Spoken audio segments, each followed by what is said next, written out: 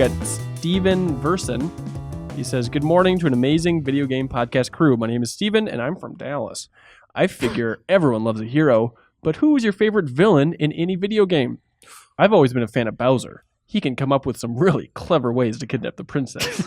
I'm going to paint a face on this car.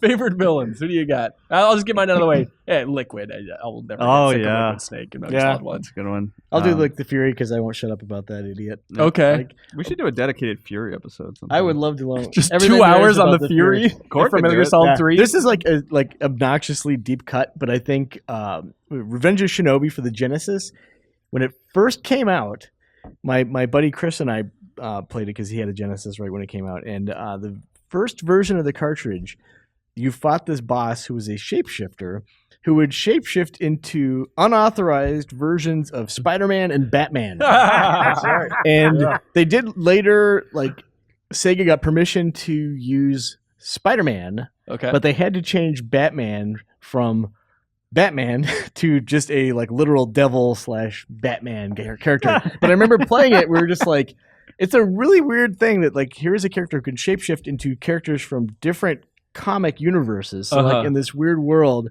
like they're kind of, I don't know, maybe I'm reading. No, way too I much love into that. it. Yeah. It was super weird though because we were playing it, we are just like, wait a second, that's straight up Batman right there.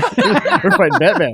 Oh wait, now he's Spider-Man. I like Zant from Twilight Princess. He was like the antagonist from Twilight Princess.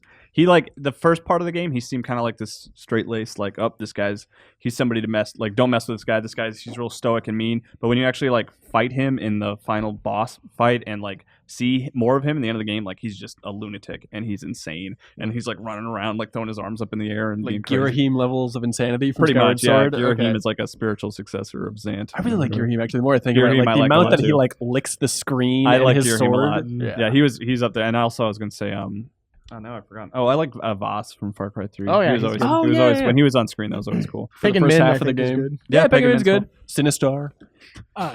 Run, coward. So I feel like I could dive into a lot of like Final Fantasy or Metal Gear That's all right. villains. Just say but- Kaya, so we'll get it over with. Nope.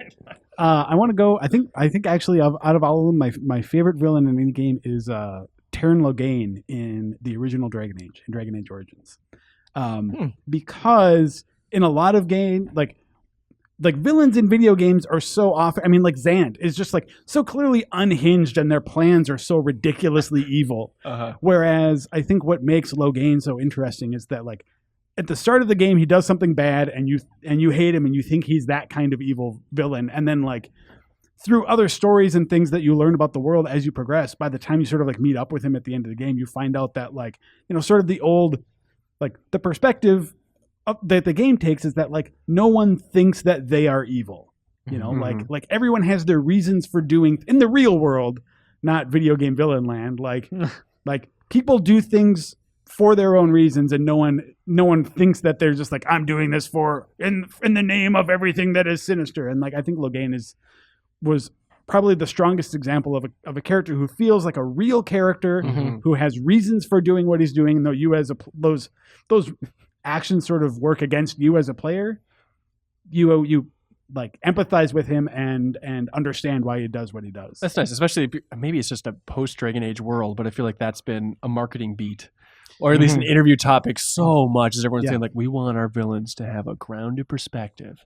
Everybody says it, and it's so rarely true. I mean, they say it in like Call of Duty interviews. Like, are you kidding me? Yeah, and like and I think Loghain had a big part of that shift to that also. Okay. Like I think he was received well enough back in that was like 2009 that game came out. I mean, I think that it I'm sure BioWare wasn't the only studio thinking about approaching villains in a, you know, like less traditional way like that, but I think that for me that's the first one that really hit the right notes trying to convey it. I would like that game to be backwards compatible. That's a good one too. It is so good.